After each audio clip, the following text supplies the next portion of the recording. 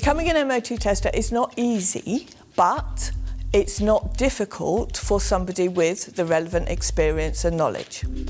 You will need to have 4 years full-time workshop experience in servicing and repair of light vehicles.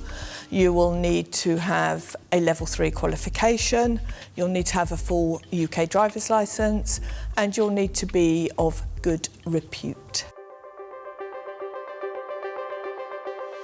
Your week with us, 4 days obviously, 3 days, half classroom, half workshop, and then the 4th day is assessment day. That's the one everyone looks forward to. There is a lot of theory involved and behind the MOT. So unfortunately, classroom stuff has to be done. You'll be looking at working safely. You'll be looking at communicating with colleagues, maintaining your CPD, that's your continuous professional development. You'll also learn about your pre-test checks, and then you'll learn about aspects of the MOT test itself.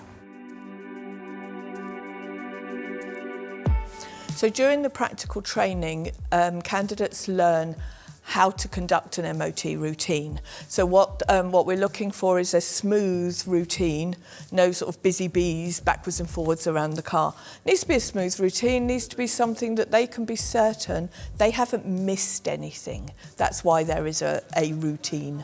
And of course they're also taught about criteria for failure components. None of us like taking an exam. But it's not to be feared. It's an online multiple choice. So, you know, even if the worst came to the worst, you've still got a 1 in 4 chance of getting it right. We give our candidates all the support that we can. We help them with using computers if that's one of their fears. You know, we teach them how to approach a multiple choice question. We teach them how to search for information on the DVSA's sites. With the online exam, one of the sort of points of reassurance is that it's an open book exam. So you've got your MOT testing manual available to you. You can look up the answers. They're all there.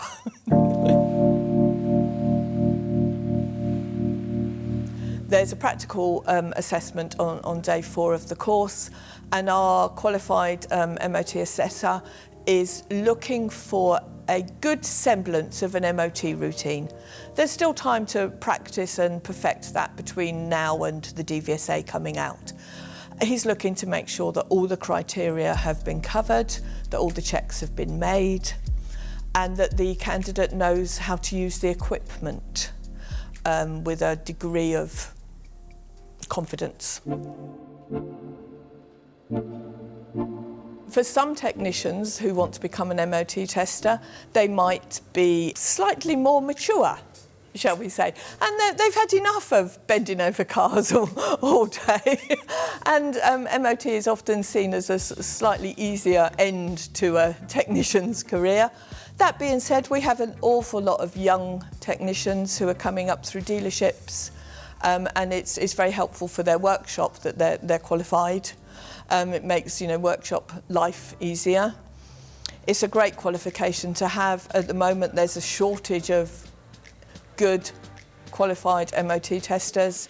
For our candidates that come and train with us, they are learning to be MOT testers in a relaxed and friendly environment with professional trainers. We're not stuffy, we're not corporate, we're very friendly, we make lots of tea, and we give you the tools to become an MOT tester.